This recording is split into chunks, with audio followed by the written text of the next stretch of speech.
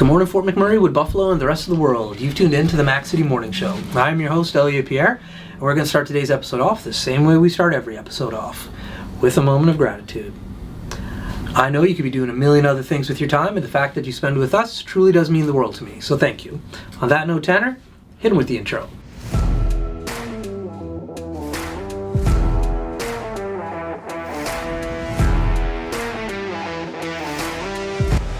Hey, it's Keith Simpson here. I'm the General Manager of Norel Toyota, soon to be Fort McMurray Toyota. Pretty excited for our new dealership. We're here to take care of you. Come on down and be part of our family. And we are back. Big shout out to Norel Toyota. Really do appreciate your ongoing support. As everybody at home knows, I do not introduce my guests because they can do a better job at that than myself. So can you please tell everybody at home who you are and what you're about? For sure. I am Sudarsana. I'm here to volunteer for type 1 diabetes. I've been a volunteer with type 1 diabetes in Edmonton because my work volunteered told me to work volunteer, but Okay. now I've taken it on myself. Okay. So I'm doing it from here. So what does that mean? Yes, yeah. So first of all, a little more about me. I've been in Fort McMurray. This is my 20th year. Oh, wow. Yeah, so now I'm finally an adult Fort McMurray person. Yeah. You before me, I guess. I am. Yeah. And I'm a very passionate volunteer. Okay. And I work with Royal Bank of Canada, who is supporting the type 1 diabetes, finding a cure. Okay. And then I found out that in Fort McMurray there are a few people, those who do all the walk and try to raise funds for the cure. So I said, okay, let me start this whole volunteering for raising for a cause at home. Okay. Very cool. And so what are the different fundraising events that you put on? Is there a walk that takes place? There will be a walk Okay. for cure for type 1 diabetes in September. Okay. We're thinking either September 6th or September 20th, depending on when the city approves it. Okay, cool. Last year there were about 40 to 50 people, and this year we're still looking for participants to join. Okay. And what I have done here is, along with some of my friends, those who dabble a little bit in painting and so on, we are going to put a couple of our paintings into this for auction. Okay. Whatever money we can raise, that will go 100% towards the cause for type 1 diabetes research. Cool. That's a different spin on it. Yes, yeah. Yeah. And so what kind of art are you talking about? The two friends, my friend Mandy and I, what we do is we're landscape artists. Okay. Okay, and for me, I have done quite a few landscapes in Fort McMurray itself. Oh. And that is what, of course, these are acrylic paintings. That is what we want to. I can say more about me that I have to brag it, that a couple of my paintings, they did go for exhibitions worldwide. I have had paintings exhibited in Dubai, in India, and also in Canada. Cool. So yeah. How did you make that happen? Oh, the paintings? Yeah. So I have been painting, I don't know for how long, since I was a kid. I've been in Canada since 2004. Okay. And then 2011 or 12, I had to go back to India for a family reason. And then I picked up painting again. And what happened is I was staying in Delhi at that time. And I think I had plenty of time, so I used to go around to different art places and so on. And one of the garages there of a big government building in Delhi, the city tried to revamp it and tried to do something with it, and they found out that, oh, I'm visiting from Canada. So they said, can you help us do something? And I had 14 or 15 paintings just lying at home because I was not doing anything, just painting. Yeah. And I said, well, I can do an exhibition provided you let me have it free of cost. And they said, sure, go ahead. And there is a big banner that a Canadian artist born and raised in India is exhibiting some paintings. Yeah. And all of them were sold, and right now they're all hanging in the government buildings in Delhi. You sold all of them? Sold all of them. Wow. That's so cool. Yeah. So, like, how did they hear about you just being there? Like, were you talking to family and friends, and then they said, "Oh, she's home and she's an artist"? Like, how does that connection end up happening? No, I actually used to visit the exhibition centers, Okay. and I would go there, and I would say, Yeah. "Hey, this is what I want to do." So help me. And at the beginning, they all laughed at me. And then they said, yeah, your painting is not up to the mark, and so on. Of course, my painting is not Van Gogh's painting. Yeah. Or the famous Indian painter Maqbool Fida Hussain, whose paintings we're hanging there as exhibitions. Yeah. And they're $1 million a piece, like $1 million a piece. And Yeah. I'm like, no, I'm not saying that I am one of them, but I Yeah. want to start. And Right. this is where I find majority of artists or painters or singers, they're like, they don't ask. It's just that you got to go and ask. Yeah. Like I reached out to you and I asked that, hey, I want to do this. Right. And it took me couple of knocks on their door. Yeah. Couple means like probably every day a year. And Persistence finally- is key. That's Yeah. right. Yeah. And finally they said, okay, this is what we have. And it was a dilapidated little building with all sorts of illegal stuffs going in there. Yeah. And I just said, okay, all right, but you have to give me manpower to clean it up, and I need enough protection so that I can be here, I can work here. Right. And I'm very happy to say right now that's one of the busiest art exhibition centers. Cool. So I started it by asking.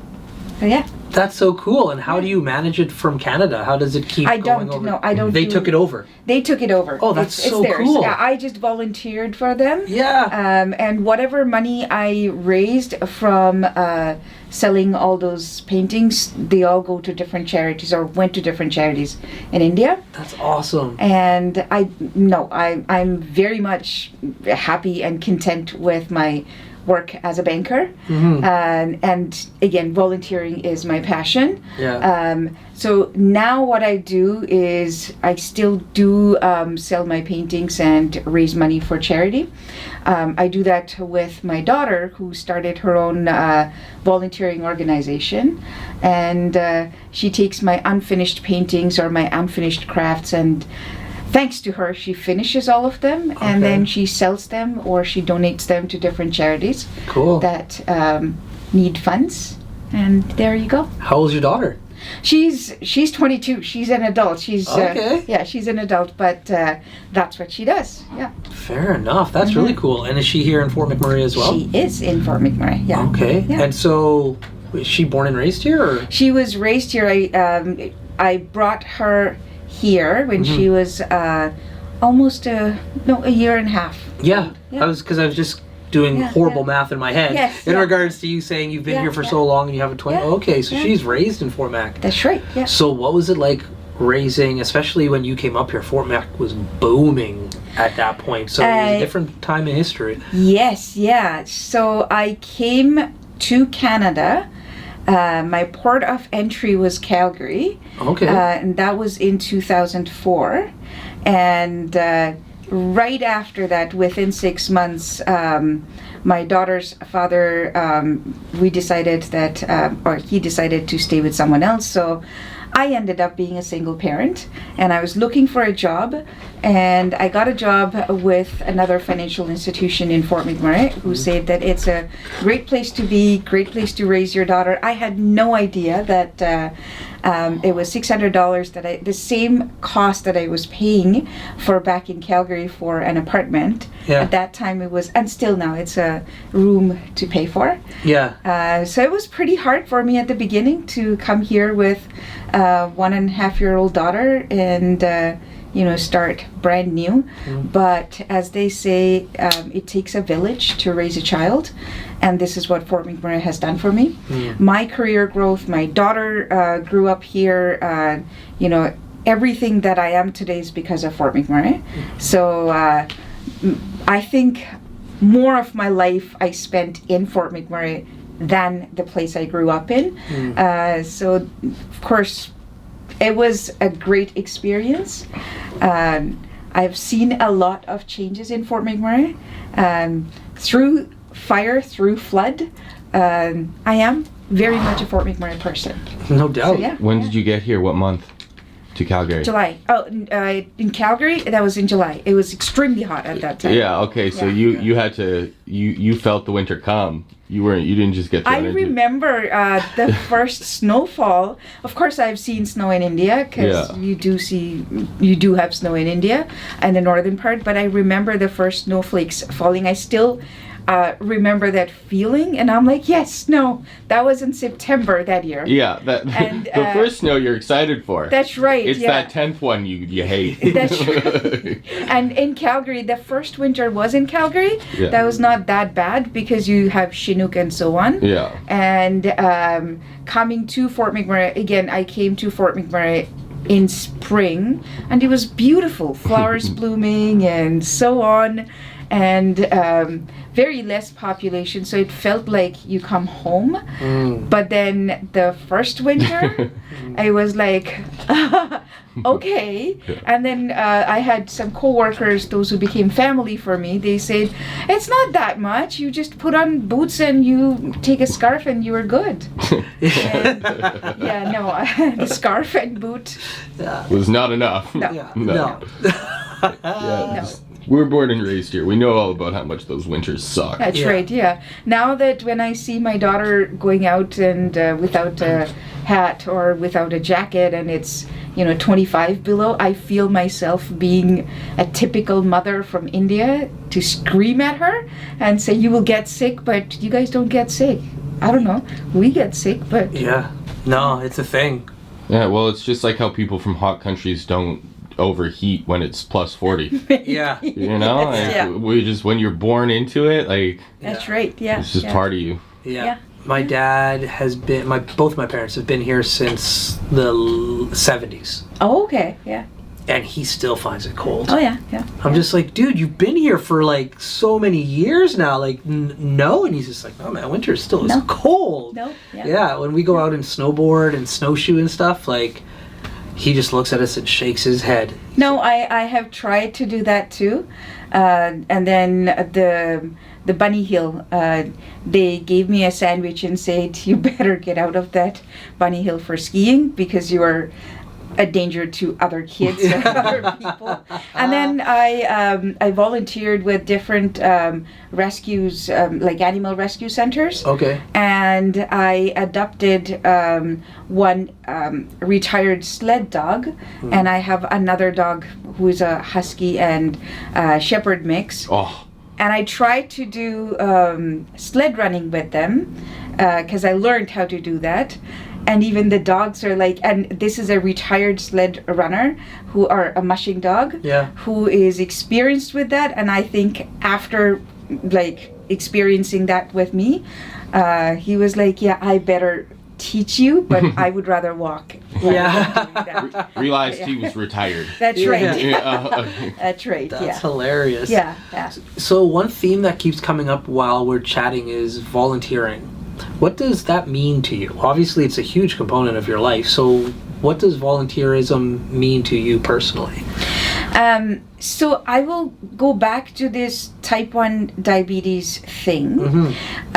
One of our leaders from my work, He recently retired. His name is Matt Very, and he is doing a coast-to-coast biking or pedaling for this type 1 diabetes. Now, it's generally when you retire after a long career, and that was a very busy career, you want to just chill out, and that this is his first year of retirement, right? And when he was asked, why are you doing this? He told that I have a choice to give back for people, those who do not have a choice. And this is what exactly, like, for me too. I found that I have a choice to give back to people or give back to causes that do not have choice. So I started volunteering when I was probably 8 or 9 years old with my parents. And I come from Calcutta, a city in India, where Mother Teresa, if you've heard about her, that's where she used to live.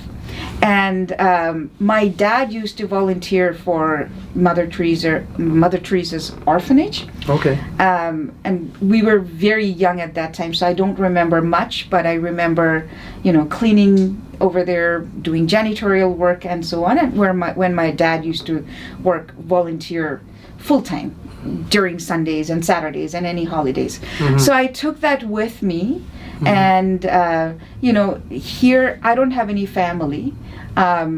Finding friends at that time, when I came here, there were only probably altogether 20 or 22 individuals from India. Which was very hard because they also have their own life and so on. Right. And I was always very involved with my daughter. If you're a single parent, you would understand that it's 24/7. So whenever I had time, I would take my daughter and go do volunteering. Yeah. That's because we have the choice. They don't. Yeah. Right? So yeah. Cool. Yeah. Well, listen, Tanner just tapped his phone. That means he has his questions ready for his segment called the Mac City Minute, brought to you by Patchouli Rose and Carrie. Tanner, hit her with the Mac City Minute. It's Carrie from Patchouli Rose. Thank you very much. Yeah. Question number 1 for you today. What is one landscape you would love to see in person so you could paint? Nordeg. I want to go to Nordeg. I have been to Nordeg, but that's where I want to go and paint again. Question number 2 for you. What is one piece of art that inspires you the most? One piece of art from anyone else in the whole world? Anyone. It could be your own. Could be your child. Mona Lisa. Awesome. Question number 3 for you today. What is your favorite place to volunteer? Right now it's type 1 diabetes, T1 diabetes. Yeah. Question number 4. What food would you have in your perfect meal? In my perfect meal and food. Yeah, it could be anything. Could be McDonald's and chicken. Could be like whatever you want. Oh my God. Poutine. Poutine? Great answer. Yep. Facts. Enough said. Sorry. Don't be don't be sorry. We're like, That was a winning answer in my opinion. Right? Yeah, you couldn't have nailed that any harder if you tried. there was no wrong I'm answers. training for a marathon. Actually, not 1, 3 marathons right now. But so if my friends hear this, they're like, "What are you talking about?" But Just because it's your perfect meal doesn't mean you're eating it. exactly. Yeah. Yes. Yeah. And your final question. If you could meet one artist from any point in history, who would you want to meet? One artist. Does that have to be a painter or? No, it could be anybody. Any artist from any point in life. Could be alive, could be dead, anybody. So my cousin's sister, she is a movie star in India, and I've seen her struggle from the very first days when she first set foot on the stage, because she was a theater artist and then she went in front of the camera and so on.